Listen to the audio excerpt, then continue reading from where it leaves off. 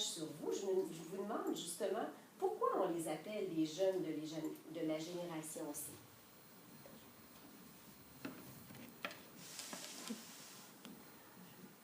Alors, les personnes qui étaient ici. Connectés. Communication. Communication. Création. Création, collaboration. Alors, nos jeunes ont besoin de ça. Et là, la question qu'on peut se poser, c'est dans une classe, alors je m'excuse, le C n'apparaît pas beaucoup, là, il est en rouge, là, communiquer, collaborer, créer, être connecté, puis en anglais, on peut ajouter computer. Les laissons communiquer, collaborer, créer et être connectés en classe. Hein? Alors, peut-être que cette question-là, il faut se la poser parce que on doit un peu renouveler notre pédagogie pour s'adapter aux besoins de cette génération-là. Alors, il y avait le docteur Marcel Lebrun de Belgique qui avait donné une entrevue sur YouTube, puis je pourrais vous envoyer le lien. Lui, il avait posé la question, est-ce que la classe inversée sonne le glas de la fin de l'enseignement magistral? Alors, à quoi ça ressemble l'enseignement magistral, plus traditionnel? Alors, l'acquisition de savoir se fait habituellement en classe. On écoute l'enseignante ou l'enseignant qui parle. Et habituellement, ben, c'est ça, comme Mme Annick l'avait expliqué à Claire l'année passée, ben, au bout de 2-3 minutes, les plus forts, ils s'ennuient. Puis là, à un moment donné, elle a fini ses explications, puis elle voit qu'il y a une partie de sa classe qui n'a pas encore compris parce que pour eux, c'était trop vite. Donc, tu sais, c'était très difficile de rejoindre l'ensemble de la classe. L'attention est volatile. Alors, ça, c'est un peu le désavantage de notre génération C. Hein. Ils sont habitués que ça aille vite, il faut que ça aille qu'il y ait des images, il faut que ça bouge. Donc, faire en sorte qu'ils nous écoutent pendant plus que 5-10 minutes, c'est peut-être difficile pour eux. La classe inversée, l'acquisition des savoirs se fait plutôt à la maison, par le biais de... Puis ça ne date pas d'hier. Hein. Souvent, en fait, en enseignement universitaire, parce que moi, je suis professeure à l'université, ça date, tu sais, faites vos lectures, puis on va en parler au prochain cours, la semaine prochaine. Mais là, ce qui arrive avec la technologie, puis la facilité avec laquelle on peut publier des choses en ligne, on peut aussi utiliser des vidéos. Et ça, l'avantage du vidéo, c'est que là, les élèves nous voient, et c'est nous qui enseignons. Alors, la relation humaine est là. Et ça facilite aussi ceux qui ont des difficultés en lecture, qui ont peut-être de la difficulté, justement, OK, on donne une lecture, mais qu'est-ce qui est important, qu'est-ce qui n'est pas important? Alors, voilà, ça permet ça, la nouvelle technologie.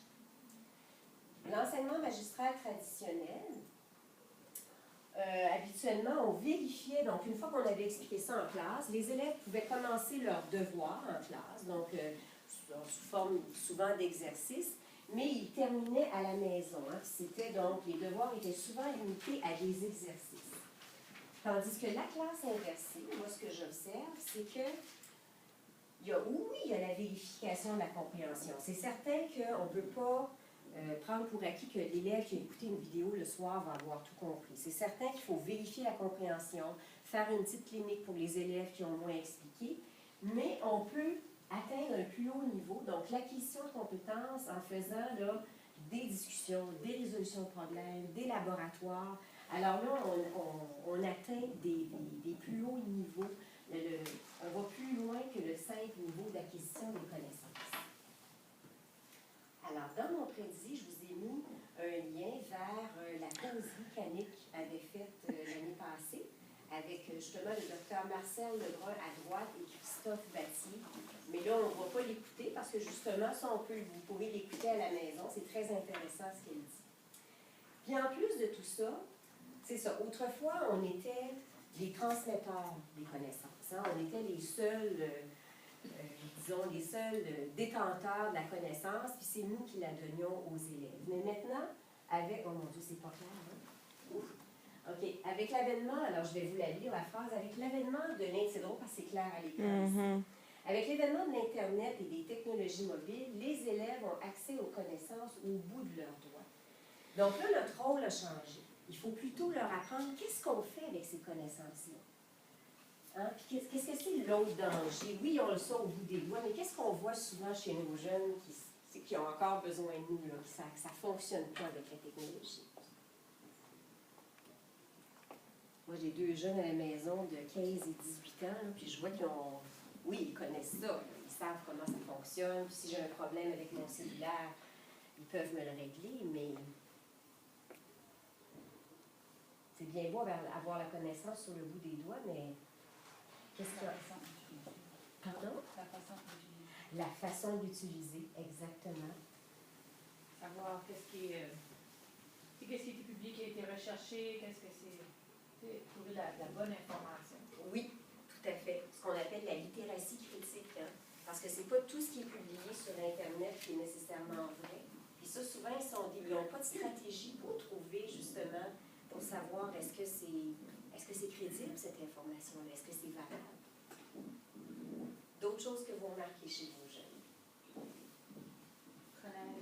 Être conscient de leur empreinte technologique, de tout ce qu'ils font va être laisse des traces. Oui, puis ça, je pense qu'à l'école, on a un rôle à jouer parce que c'est pas les parents ne sont pas nécessairement tous bien outillés. Alors, c'est ce qu'on appelle l'identité numérique. Hein? Googlez votre nom, puis regardez ce qui sort. Là. Puis là, moi, d'autant plus, j'ai 2 jeunes là, qui, ma fille a commencé son premier emploi il n'y a pas longtemps, puis mon jeune va avoir 16 ans cet été.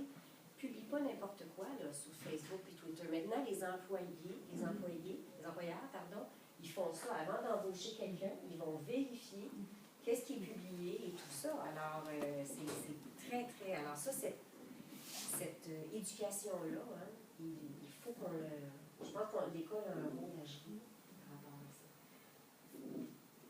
Puis moi, je trouve aussi, je ne sais pas si vous êtes d'accord avec moi, oui, ils sont habiles à utiliser leurs outils technologiques pour des fins ludiques, hein, pour jouer, mais l'utiliser comme outil de travail, tu sais, les fonctions de base dans Excel, ils ne connaissent pas ça. Dans PowerPoint, la même chose. Mais par contre, ce que je dois dire, c'est que, par exemple, les prédits, j'ai montré ça à mon fils, il avait 12-13 ans. J'ai montré juste les fonctions de base. Puis à un moment donné, il a fait son propre prédit. Puis là, c'est lui qui m'a montré des choses. Donc, c'est pas long que si on leur montre la façon dont fonctionne un outil, ils peuvent vite, après ça, nous dépasser. Là. Mais ils ont besoin de nous, donc, pour l'identité numérique, la littératie critique, puis utiliser les connaissances, ces connaissances-là qui ont au bout des doigts, l'utiliser de façon efficace. Donc ça ici, ce que vous voyez là j'espère qu'on la voit bien. Est-ce que vous voyez bien ici les mots acquérir, les connaissances, comprendre, appliquer, analyser, créer? Alors ça, c'est la taxonomie de Bloom, hein, qui est une taxonomie donc des connaissances, donc des niveaux de connaissances. Alors moi, en tout cas, je suis pas sûre, ça j'avais envoyé ça à M. Marcel Lebrun, puis il m'avait trouvé un peu audacieuse, parce que vous allez voir tantôt ce que je fais avec la classe inversée. Donc la pédagogie de type magistral, ce que je me rends compte, c'est qu'en classe, il y a plus de temps qui est consacré à des apprentissages de plus bas niveau, au moment où l'élève a le moins besoin de l'enseignant. Ça ne veut pas dire que ça n'exclut pas qu'il n'y a pas des beaux projets qui se font en classe et tout ça, mais il y a quand même beaucoup de temps, quand on n'utilise pas la classe inversée, il y a beaucoup de temps qui est utilisé encore en classe pour transmettre les connaissances. Tandis que, pour ce qui est de la classe inversée, bien, justement, l'élève en classe il est plutôt occupé à des apprentissages de plus haut niveau, puis là, il peut bénéficier de l'aide de ses pairs et de son enseignant. Donc, l'acquisition de connaissances est faite à la maison. Puis là, c'est certain que, encore une fois, je l'ai dit tout à l'heure, mais je me répète, c'est que ça ne veut pas dire que l'enfant a écouté la vidéo 1 fois, 2 fois à la maison qu'il a tout compris. Il faut vérifier quand même, tu sais, s'ils ont compris et tout ça, mais il y en a qui comprennent très vite, puis tout de suite, on peut les mettre en projet. Puis quelle belle opportunité pour nous de différencier notre enseignement. Parce que là, à ce moment-là, on sait que les très, très forts, on peut même leur donner des projets qui leur donnent plus de défis, les moyens, bien, des exercices ordinaires, et venir en aide à ceux qui sont en difficulté. Alors, la fameuse pyramide, je l'ai inversée. Donc, j'ai mis le mot « créer » en bas. Puis, n'oubliez pas, là, notre génération C aime créer, analyser, appliquer, comprendre, puis acquérir des connaissances. C'est sûr que moi, j'ai souvent vu, puis même quand moi j'étais enseignante, je donnais à mes élèves, puis mes enfants, ils ont déjà eu des travaux à faire à la maison, des travaux de haut niveau, des projets de haut niveau. Mais qu'est-ce qui se passe souvent à ce moment-là?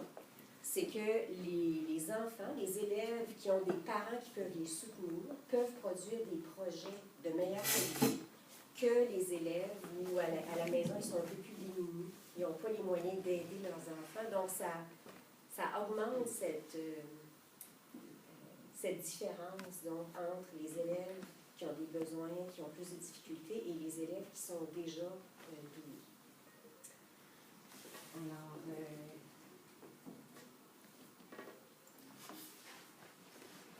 donc, autrement dit, à la maison, on laisse donc les élèves acquérir les connaissances par le biais de lecture, vidéo, prédits, etc.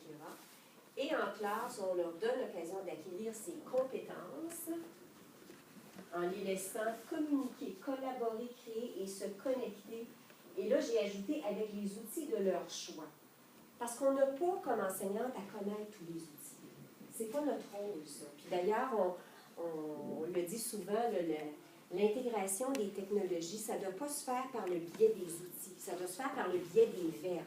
C'est-à-dire, les verbes, ça veut dire, qu'est-ce que je veux que mes élèves apprennent? Puis là, voici les outils que vous pouvez utiliser et choisissez-les. Et vous, comme enseignant, on n'est pas de la génération C, personne ici, il n'y a personne qui est né après 1990 dans cette salle, on n'a pas à connaître tout ça. Et puis, on peut les laisser, parce qu'eux-mêmes, ils connaissent beaucoup d'outils que nous, on ne connaît pas. Alors voilà, c'était ma petite contribution du vieux hibou. Donc souvent, on représente les profs d'université, hein, la sagesse et tout ça. Puis Madame Caroline Leclerc m'avait déjà donné un hibou à mettre dans ma classe. Là.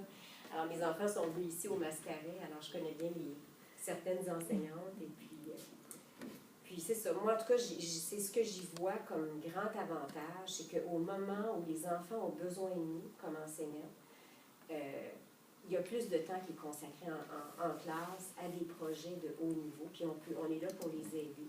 Puis en fait, aussi, un des avantages, moi je ne l'ai jamais vécu, mais Mme Annick disait que, elle n'avait pas, quand tu enseignes les mathématiques 4 fois, tu as 4 fois tu répètes, là, ça peut devenir aussi épuisant pour l'enseignante. Et à la fin, tandis que quand on enregistre une vidéo une fois, et cette vidéo-là, on peut la reprendre à chaque année si on enseigne le même niveau. Alors, c'est un avantage aussi pour l'enseignant. Ce que j'ai aimé aussi, c'est le fait que tu mentionnes la capsule, oui, à la maison, mais d'autant plus en classe. Parce que si l'enseignant va répéter, pourquoi pas jouer la capsule, puis on peut observer les réactions. On peut observer l'élève qui va justement réagir à la capsule, puis questionner sur le coup. Donc, autrement dit, les classes inversées ne sont pas tous capsule maison, même que le mouvement se fait plus capsule en classe. Ah bon, d'accord. Ça, je ne savais pas. Je n'étais pas au courant de ça. Il y a différentes classes inversées, puis d'ailleurs, Christophe Battier va nous en parler, mais ça va aussi faire référence non seulement l'utilité de la capsule à la maison, mais son rôle en classe aussi, et comment on peut maximiser ce temps-là avec d'être à côté des élèves plutôt qu'en face. Là. Puis si on est en face, ben, le temps est limité parce que la capsule joue, en ayant bien choisi et précisé nos paroles, nos propos, en souhaitant que le message est plus clair que si on le fait pour la 4e fois devant ton groupe. Ah, c'est dans ce sens-là, l'utilité d'enregistrer, mais de le faire quand même jouer en classe. Okay. Certaines personnes le font, je le fais à l'occasion, mais les capsules sont beaucoup plus présentes en classe, d'une autre part aussi, parce que l'élève va visionner la capsule selon son rythme et là où l'élève est rendu dans son travail. Donc, il y a eu toute une évolution au niveau de la gestion de la capsule. Parce qu'il y en a plusieurs qui sont inquiets à propos des élèves qui ne sont pas branchés. Bien, c'est ça, j'en discutais justement avec Carole, hein, c'est ça, tout à l'heure, que c'est ça, qu'est-ce qu'on fait avec les parents qui n'ont pas accès à Internet. Là, à ce moment-là, ben, ça répond à ça.